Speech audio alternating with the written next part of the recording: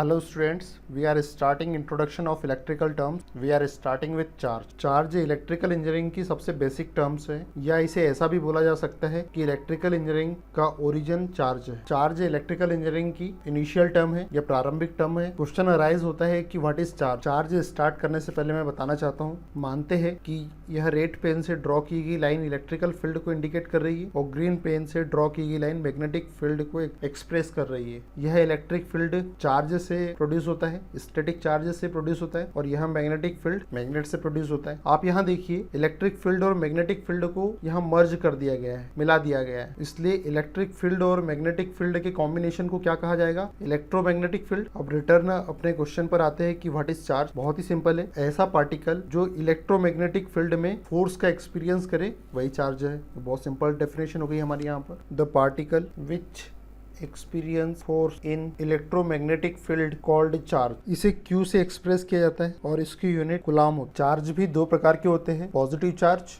और negative charge. अब देखते हैं पॉजिटिव चार्ज और नेगेटिव चार्ज क्रिएट कैसे होता है, हाउ दिस क्रिएट। इसे समझने के लिए आपको एटॉम समझना पड़ेगा। मानते हैं कि यह एक एटम है। इस एटम में न्यूक्लियस होता है। इस न्यूक्लियस में प्रोटॉन और न्यूट्रॉन पाए जाते हैं, और इस न्यूक्लियस से बाहर की जो सेल है, ये पहली सेल, ये दूसरी सेल, इस प्रकार की सेलों में इलेक्ट्रॉन्स पाए जाते हैं। इन न्यूक्लियस में जो प्रोटॉन्स पाए जाते हैं उन पर पॉजिटिव चार्ज होता है, और इन सेल्स में जो इलेक्ट्रॉन पाए जाते हैं उन पर नेगेटिव चार्ज होता है।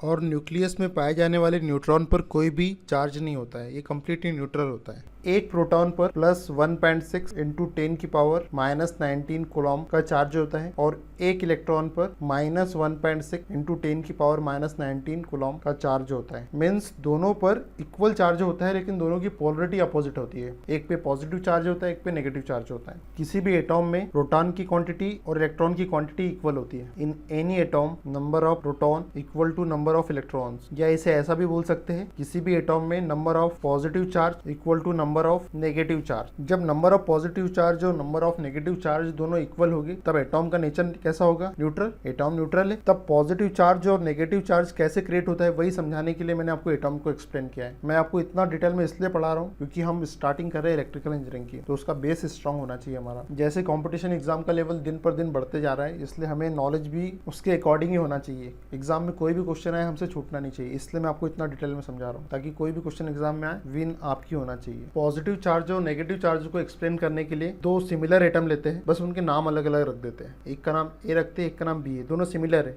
इस न्यूक्लियस में प्रोटॉन और न्यूट्रॉन पाए जाते हैं, और इन आउटर सेल्स में इलेक्ट्रॉन्स पाए जाते हैं। मैंने आपको बताया था कि किसी भी एटॉम में जितने प्रोटॉन्स पाए जाते हैं उतने इलेक्ट्रॉन्स पाए जाते हैं। मान लेते हैं कि इस एटॉम में 50 इलेक्ट्रॉन है और 50 प्रोटॉन। इस एटॉम बी में भी 50 इलेक्ट्रॉन्स हैं और 50 प्रोटॉन्स हैं। प्रोटॉन के ऊपर पॉजिटिव चार्ज होता है, इलेक्ट्रॉन के ऊपर नेगेटिव चार्ज होता है। 1 प्रोटॉन के ऊपर प्लस 1.6 इंटू 10 की पावर -19 कूलम का चार्ज होता है, और एक इलेक्ट्रॉन पर -1.6 इंटू 10 की पावर -19 कूलम का चार्ज होता है। यहाँ प्रोटॉन और न्यूट्रॉन पर इक्वल चार्ज होता है, बस पोलैरिटी अपोजिट होती है। इसलिए यहाँ एटॉम ए में 50 इलेक्ट्रॉन और 50 प्रोटॉन है, means equal number of electron और इक्वल नंबर ऑफ प्रोटॉन है। इसलिए एटॉम ए न्यूट्रल होगा। एटॉम बी भी न्यूट्रल होगा, क्योंकि यहाँ जितने नंबर ऑफ इलेक्ट्रॉन्स है उतनी नंबर ऑफ प्रोटॉन्स है, इसलिए एटॉम बी भी न्यूट्रल है। अब देखिए आप ध्यान से, यहाँ पर एटॉम ए एटॉम बी को एज्यूम करते हैं कि 2 इलेक्ट्रॉन डोनेट कर दे रहा है। उस कंडीशन में न्यू कंडीशन चेक करते हैं क्या हो रहा है। उस कंडीशन में यहाँ पर 52 इलेक्ट्रॉन्स हो जाएंगे, प्रोटॉन उतने ही रहेंगे। यहाँ पर जब 2 इलेक्ट्रॉन एटॉम ए ने डोनेट कर दिए, उस कंडीशन में यहाँ 48 इलेक्ट्रॉन्स रिमेनिंग रहेंगे, प्रोटॉन एज इट इज रहेंगे। आप यहाँ पे देखिए, जितना चार्ज प्रोटॉन पे है उतना ही चार्ज इलेक्ट्रॉन पे भी है, बस पोलैरिटी अपोजिट है, तो ये एक दूसरे को न्यूट्रलाइज कर देंगे। जब डोनेट नहीं किया था तब 50 इलेक्ट्रॉन 50 प्रोटॉन को क्या कर रहे थे? न्यूट्रलाइज कर दे रहे थे, कैंसिल कर दे रहे थे। लेकिन यहाँ क्या होगा? यहाँ पर 48 इलेक्ट्रॉन 48 प्रोटॉन को न्यूट्रलाइज कर देंगे, लेकिन 2 प्रोटॉन का चार्ज अभी भी रिमेनिंग रहेगा। यहाँ पर देखिए 50 प्रोटॉन का जो पॉजिटिव चार्ज है वो 50 इलेक्ट्रॉन के पॉजिटिव चार्ज क्या कर देगा? न्यूट्रलाइज कर देगा। लेकिन उसके बाद भी 2 इलेक्ट्रॉन का पॉजिटिव 2 इलेक्ट्रॉन का नेगेटिव चार्ज रिमेनिंग बच जाएगा। अब 2 प्रोटॉन का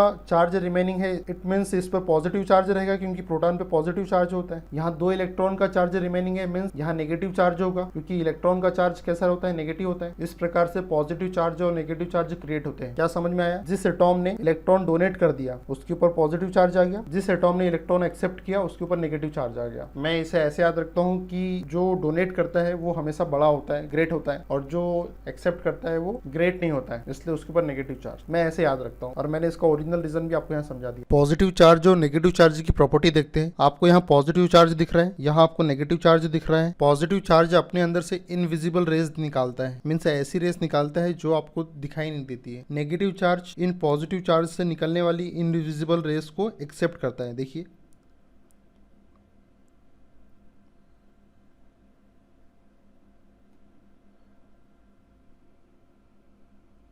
आप फिगर 1 में देखिए, पॉजिटिव चार्ज से निकलने वाली इनविजिबल रेस नेगेटिव चार्ज में जा रही है, क्योंकि नेगेटिव चार्ज पॉजिटिव चार्ज को अट्रैक्ट कर रहा है, इसलिए उससे निकलने वाली इनविजिबल रेस पॉजिटिव चार्ज से निकलकर नेगेटिव चार्ज में चली जा रही है। देखिए आप वहीं फिगर 2 में देखिए आप, पॉजिटिव चार्ज सेम पोलरिटी वाले चार्ज एक दूसरे को रिपल करते हैं, इसलिए उनसे निकलने वाली इनविजिबल रेस को भी रिपल करेंगे। देखिए आप, जहाँ इनविजिबल रेस इस साइड जा रही है तो यहाँ इनविजिबल रेस इस साइड जा रही है, सारी अपोजिट डायरेक्शन में जा रही है। यहाँ एक टर्म्स को क्लियर करते हैं। What is electric field? Electric field को हम ऐसे समझते हैं, यदि किसी चार्ज के अराउंड, चाहे पॉजिटिव चार्ज हो चाहे नेगेटिव चार्ज हो, के अराउंड यदि कोई चार्ज पार्टिकल प्लेस करते हैं, पॉजिटिव चार्ज भी हो सकता है, नेगेटिव चार्ज भी हो सकता है, यदि यह चार्ज उस क्षेत्र में फोर्स का एक्सपीरियंस करे, मीन्स वह चार्ज इलेक्ट्रिक फील्ड में है। यदि यह चार्ज फोर्स का एक्सपीरियंस नहीं करेगा, मीन्स यहाँ पे इलेक्ट्रिक फील्ड नहीं है। यदि ये पॉजिटिव चार्ज है, ये प्लस क्यू अगर हुआ उस कंडीशन में रिपल करेगा, मीन्स इस पर फोर्स लग रहा है। यदि ये माइनस क्यू हुआ उस कंडीशन में अट्रैक्ट करेगा, मीन्स इस पर फोर्स लग रहा है, मीन्स ये चार्ज पार्टिकल इलेक्ट्रिक फील्ड में है। इसे ऐसे डिफाइन करेंगे, a region around charge particle if any other charge experience force, that region called electric field. इस इलेक्ट्रिकल फील्ड की प्रॉपर्टी देखिए आप, जब चार्ज से इनविजिबल रेस निकल रही है उस कंडीशन में चार्ज के नियर इनके बीच की जो डिस्टेंस है वो कम है, लेकिन जैसे जैसे आप दूर जाओगे इन लाइंस के बीच की डिस्टेंस बढ़ते जाएगी, मीन्स इनकी स्ट्रेंथ कम होते जा रही है। इसलिए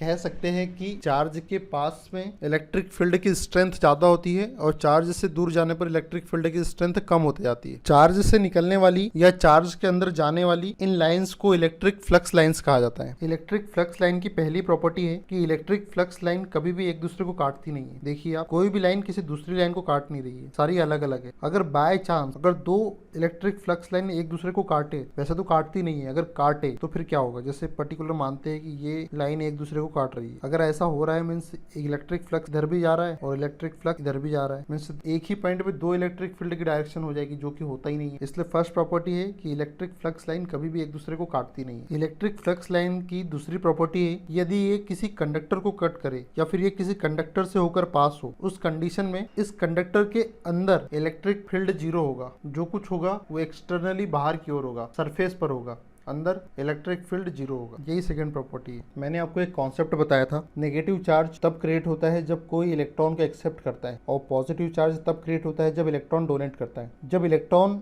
डोनेट होगा उस कंडीशन में इसका मास भी डोनेट होता है, क्योंकि जब इलेक्ट्रॉन इस एटॉम से निकल के इस एटॉम में चला जाएगा तो इस इलेक्ट्रॉन का मास भी इसके अंदर आ जाएगा, इस नेगेटिव चार्ज के अंदर। इलेक्ट्रॉन का जो मास होता है 9.10 इंटू 10⁻31 kg होता है इलेक्ट्रॉन का मास। जब आप इलेक्ट्रॉन डोनेट करोगे इस नेगेटिव चार्ज को, उस कंडीशन में इसका मास भी इसके अंदर आ जाएगा, इस नेगेटिव चार्ज में। यहाँ देखिए आप, 2 इलेक्ट्रॉन एक्स्ट्रा हो गए थे यहाँ पर, और यहाँ 2 इलेक्ट्रॉन की कमी हो गई थी, इसलिए जब यहाँ 2 इलेक्ट्रॉन एक्स्ट्रा हो जाएंगे तो 2 इलेक्ट्रॉन का मास भी यहाँ ऐड हो जाएगा, एड मास ऑफ 2 इलेक्ट्रॉन, और यहाँ पे reduce mass of 2 electron, means इसका वेट कम हो जाएगा और इसका वेट बढ़ जाएगा। इसलिए कहा जाएगा अगर सेम एटम है उस कंडीशन में नेगेटिव चार्ज का वेट ज्यादा होता है पॉजिटिव चार्ज के कंपैरिजन में। क्यों होता है मैंने आपको बता दिया, क्योंकि जब इलेक्ट्रॉन डोनेट होगा उस कंडीशन में इलेक्ट्रॉन का मास भी इस चार्ज के अंदर आ जाएगा। यहाँ से 2 कंक्लूजन निकलते हैं कि जब चार्ज का ट्रांसफर होता है तब मास का भी ट्रांसफर होता है। ये बहुत इंपॉर्टेंट क्वेश्चन है एग्जाम के पॉइंट ऑफ व्यू से। एग्जाम में क्वेश्चन आ सकता है कि जब चार्ज का ट्रांसफर होता है तो क्या मास का भी ट्रांसफर होता है, और दूसरा यदि सेम एटम है उस कंडीशन में किस एटम का वेट ज्यादा होगा, पॉजिटिव चार्ज का या नेगेटिव चार्ज का। तो आपको बताना है कि नेगेटिव चार्ज का वेट ज्यादा होता है। इन दोनों नोट्स को आप याद रखिए।